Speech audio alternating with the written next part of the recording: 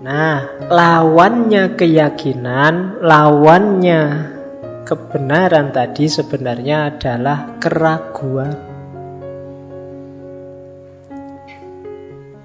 Jadi ragu-ragu. Ini lawan yang baik, tapi kadang-kadang juga jadinya tidak baik. Bisa baik, bisa tidak baik. Baik dalam arti gara-gara ragu ini kita berkembang. Semakin nyari kebenaran yang lebih, keyakinan yang lebih. Tapi kadang-kadang juga gara-gara ragu terus kita mandek.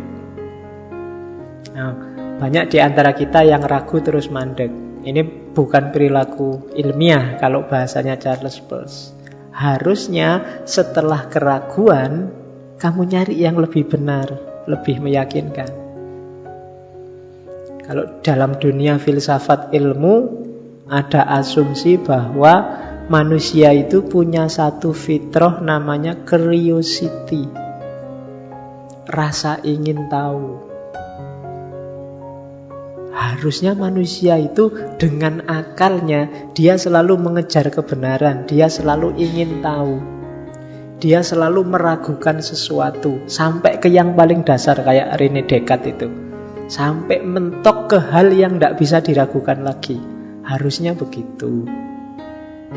Cuma memang dalam praktek sehari-hari, kita sering dibuat terlena oleh pembiasaan-pembiasaan. Anak kecil itu coba dilihat ya, yang akalnya baru tumbuh, ngomongnya baru bisa, itu kan pasti cerewet. Apa aja ditanyakan. Apa ini? Apa itu? Itu kok gitu? Ini kok gini terus gitu. Cuma mungkin karena ibu jengkel, harus jawab satu-satu. Kan terus anak ini terus dipis, alah cerewet, habis biasanya ngono, alah ndak usah banyak tanya, alah lama-lama yo mati dia daya tanyanya. Mungkin korbannya termasuk kalian.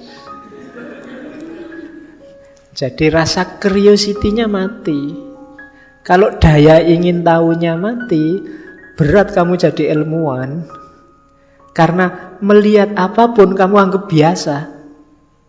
Tidak ada yang perlu dipertanyakan. Padahal harusnya ilmuwan itu dia selalu ingin tahu, lah kok begitu, lah kok begini. Kenapa Jogja itu kok bulan-bulan ini rame? Karena liburan. Apa orang-orang itu kalau liburan itu duitnya mesti banyak? Apa-apa ditanyain terus. Itu curiosity. Selalu ingin tanya. Itu nama lain dari don.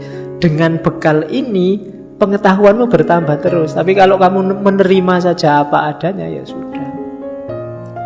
Padahal kamu cermati sekelilingmu ini. Di masjid ini aja banyak loh yang bisa kamu tanyakan. Apa ya harus begitu? Misalnya kipas angin, apa ya harus sebanyak itu? Kenapa yang sini nyala, sana ndak? Apa yang sana nggak butuh kipas angin, sini yang butuh?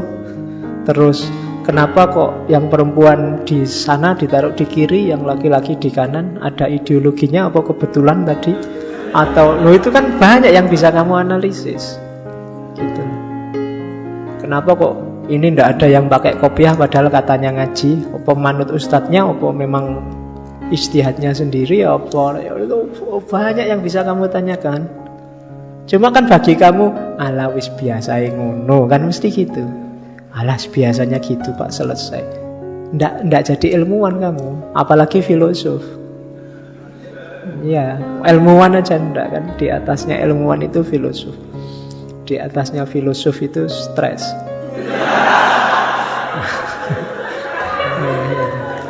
Puyeng kamu.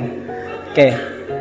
Makanya dotlah, ragukanlah, banyaklah tanya. Untuk latihan jadi filosof, tanyalah sering-sering.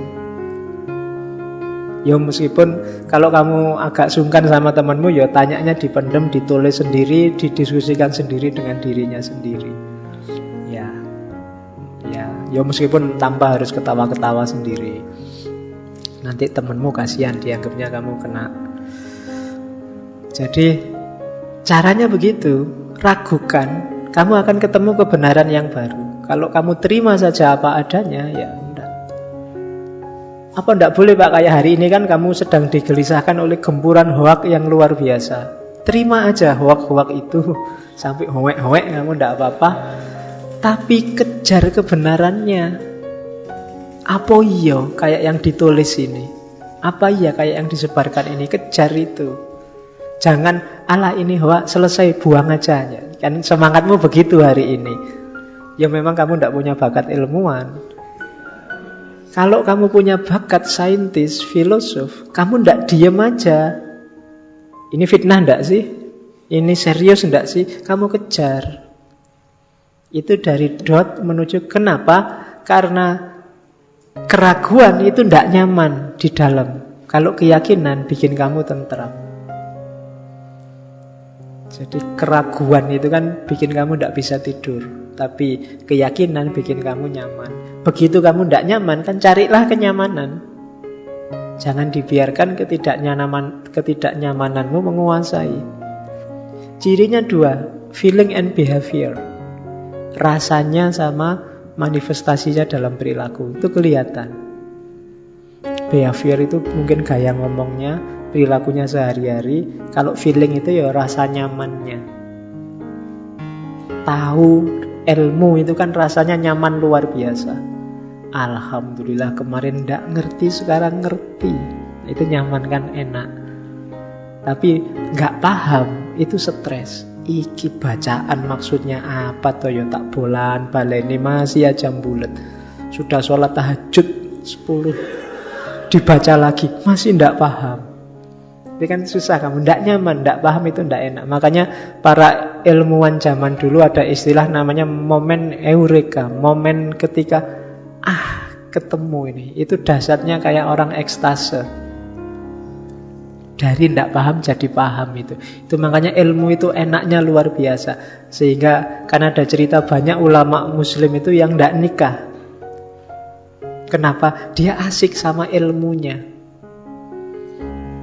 Mendapat pengetahuan satu-satu itu dia merasa nyaman dengan itu sehingga lupa bahwa ada yang lebih enak, yaitu nikah. Ya, mereka tidak ngertinya baru ilmu. Ya, kan banyak ceritanya para ulama yang seperti As-Suyuti itu kan tidak nikah, karyanya ratusan tapi beliau tidak nikah karena dia merasakan nikmatnya ilmu. Nah, makanya keraguan melawan keyakinan. Yakin itu enak. Kamu yang gelisah, meskipun kamu ada di ranah yang benar, dengan mereka yang yakin, padahal dia ada di ranah yang salah, hidupnya lebih tentram yang yakin ini. Misalnya kamu sebutlah aliran sesat. Yang kamu sebut aliran sesat itu, orang ini kalau dia yakin 100% dengan kesesatannya, dia tentram. Bahkan mati juga tidak apa-apa, syahid. Kan sampai begitu, dia tidak gelisah. Tapi kamu dengan keyakinanmu yang masih maju mundur, padahal kamu ada mungkin di wilayah yang bagus, kamu gelisah terus. Kenapa? Keyakinanmu kurang mantap dengan kebenaranmu sendiri. Jadi kejarlah keyakinan. Kalau katanya Charles Peirce ya, cirinya dua. Coba cek feelingmu sama behaviormu. Beda orang yang gelisah dengan orang yang sudah yakin. Gelisah itu antara lain cirinya kamu nyari salahnya orang lain untuk meyakinkan bahwa dirimu yang benar, itu antara lain. Kamu bingung terus-terusan. Ketika nyari bukti kebenaranmu sendiri mentok, antara lain kamu cari bukti salahnya yang lain. Nah itu termasuk jenis behavior. Dan saya lihat hari ini banyak umat Islam yang ada di wilayah kegelisahan ini. Cuma tidak bergerak di situ terus, kerasan sekali dengan kegelisahannya. Tidak selesai-selesai, tidak sampai di muara yang namanya yakin. Mantap. Oke, mau bikin negara Islam, tapi kok apa harus negara Islam ya? Apa nggak bagus Pancasila aja? Pancasila kan mengakomodir Islam. Tapi kalau Pancasila aja, Pancasila itu tidak syariat deh. Kalau tidak syariat, kamu kan bingung terus di antara dua ini. Gelisah, tidak tegas. Dari sisi psikologis tidak kondusif. Akhirnya jadi sensitif, gampang tersinggung, ngamuan. Nah itu yang terjadi dengan kita hari ini. Kita kurang mantep. Kita terlalu lama membiarkan diri berada di wilayah keraguan. Saatnya kamu gerak menuju keyakinan, biar stabil. Oke, kan ada kan kadang-kadang kamu membiarkan masalah terus-terusan. Pak, saya ini harusnya punya pacar apa enggak punya pacar ya Pak? Terus kamu nyari referensi, ngajak diskusi siapa saja, enggak selesai, cuma mikir ini aja. Padahal tinggal kamu putuskan ya apa enggak, kan gitu aja. Tapi kan waktumu habis untuk ini, enggak selesai. Coba kamu jawab, harus Pak. Ya kalau harus sama siapa? Enggak tahu Pak, ya sudah. Ya kan gitu. Lebih kondusif untuk hidupmu. Terus, ya kalau dot itu ada genuine dot, ada artificial dot. Genuine dot itu keraguan yang lahir dari dirimu sendiri. Memang kegelisahanmu. Tapi kalau artificial itu sebenarnya kamu tidak gelisah-gelisah amat. Bukan problemmu. Tidak terlalu menyangkut dimensi eksistensial kehidupanmu. Banyak kan isu-isu yang kamu terpaksa harus membahas itu karena tren. Padahal itu bukan masalahmu. Itu namanya artificial dot. Tidak ada hubungannya sama kamu. Misalnya kamu diskusi, gimana ya, kok Ahok itu ngatur Jakartanya kayak gitu ya. Misalnya, kamu orang mana? Mojokerto. Nah kok kamu gelisah? Ya jauh, bukan kegelisahanmu sebenarnya. Itu kegelisahan orang lain yang kamu adopsi. Itu namanya artificial dot. Nggak ada hubungannya sama kamu. Orang Amerika itu loh, kenapa kok milih Donald Trump ya? Harusnya kan jangan dipilih yang satu. Yo harusnya begitu, demokrasi kan siapa saja. Yo enggak bisa, terus kamu gegeran.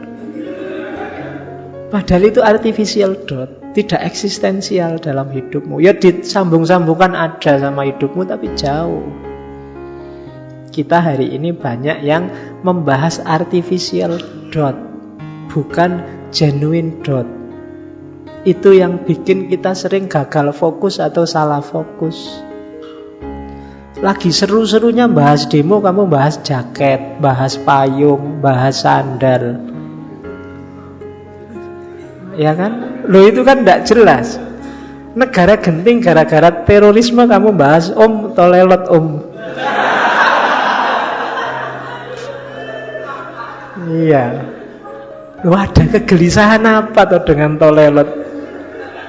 Tapi bisa booming. Ya kan? Loh itu artificial dot namanya. Wong ini sedang ada ancaman teroris akhir tahun ya malah bahas belebis. Jadi tidak eksistensial, ada yang lebih eksis. Itu namanya artificial dot. Usahakan dalam hidup kita lebih concern dengan yang genuine dot kita. Ya apa tidak boleh artificial dot? Ya boleh saja. Cuma kalau itu kehilangan genuine dot, jangan-jangan kita kehilangan hal-hal penting dalam hidup kita. Hanya untuk bahas jaketnya Pak Jokowi ki merek opo ya. Sandalnya itu harganya berapa ya kan, selalu begitu. Oke, jadi itu keraguan vs keyakinan.